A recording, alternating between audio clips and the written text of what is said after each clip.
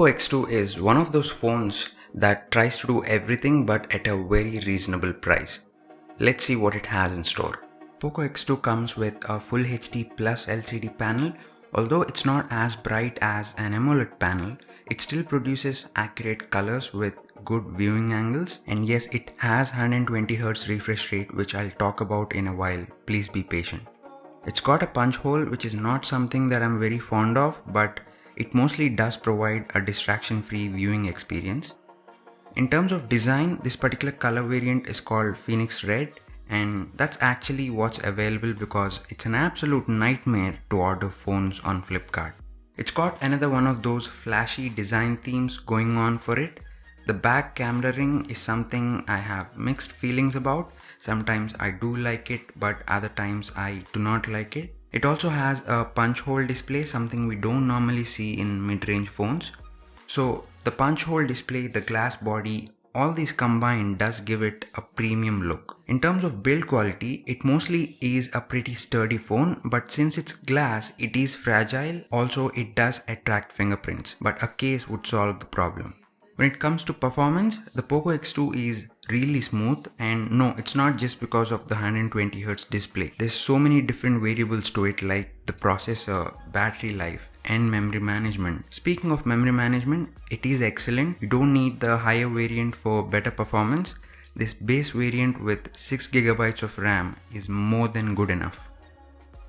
Next, when it comes to gaming, Poco X2 is arguably one of the best performing phones in this segment. This is where you actually need the 120Hz display, and there are games that doesn't take advantage of 120Hz, and that includes PUBG as well. But that said, gaming is the only area where 120Hz refresh rate actually is useful. I'm pleasantly surprised by the thermal performance as well. The device barely got hot while gaming thanks to the liquid cooling system. I made a dedicated video talking about the gaming performance of Poco X2, link is in the description. When it comes to security, the Poco X2 has a fingerprint scanner built into the power button. It's quick, it's intuitive and effortless. You don't even have to think about it. It's subconscious and probably my favorite way to unlock a phone. It also has face unlock, which is pretty quick, but under low lighting conditions, it's not as quick. There's a slight delay, and also it's not consistent with unlocking the phone, especially when it's pitch dark. So if I had to guess, you'll mostly be using the fingerprint scanner. Poco X2 comes with a 4500 mAh battery, and it comfortably lasts a day even with the 120Hz refresh rate turned on. But if you wish to have longer battery performance, switching to 60Hz does help, and then it can even last up to 1.5 days depending upon your usage, of course. You can also switch to dark mode to further enhance the battery performance. Poco X2 comes with a 27-watt fast charger included in the box, and it charges the phone in 1 hour 10 minutes, and it's up there with the best in this segment. Absolutely love this. When it comes to audio performance, it's just a standard speaker placed at the bottom, which you might block while you're gaming, and the speakers do get loud while maintaining decent quality. So yeah, nothing special about the speakers on this phone. Now let's talk cameras. This low light selfie is taken using the phone's screen as flash, and it turned out pretty well. The face is well lit and it has a warmer color flash which helps with producing better skin tones.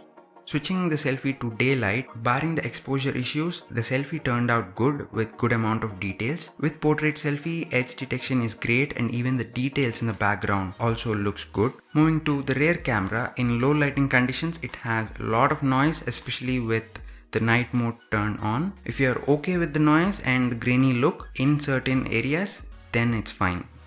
This is a portrait shot. The edge detection here is great. It did a great job for the most part, and the background blur is also very pleasant to look at. This is a shot taken under bright sunlight, and dynamic range is great. The highlights and shadows are represented pretty well. With the wide angle shots, you don't get the widest image possible, especially when you compare it to Realme X2. It's not as wide, but it's not far off either.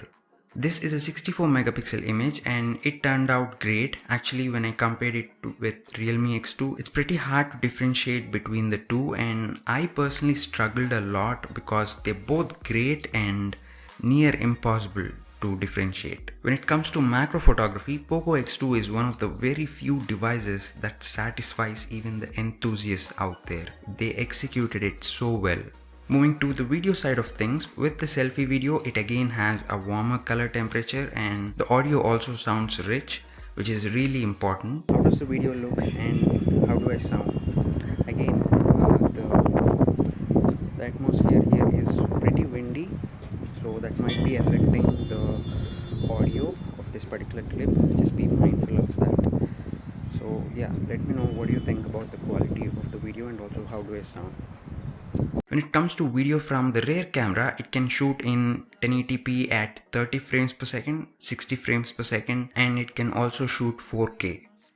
The 1080p video with 30 fps looks stable, but the 1080p footage with 60 fps isn't stable. Switching to 4K, you'll end up getting stable footage. Just wanted to point them out. If you want to know more, I made a dedicated video talking about the camera and comparing it with Realme X2 as a blind test. Link is in the description. Poco X2 comes at a starting price of 17,000 rupees after the GST hike, and at that price there are very few phones that provide great value for money, and this is a direct competitor to Realme X2. So if you ask me, the choice between these two is really simple. If you want an AMOLED display but don't mind paying a higher price, then go for Realme X2. But if you don't mind having the AMOLED display, the Poco X2 pretty much offers everything that Realme X2 offers and even better in certain areas like the macro photography. Speaking of photography, I made a blind test comparison between the Poco X2 and Realme X2. So click here and I'll see you in that video.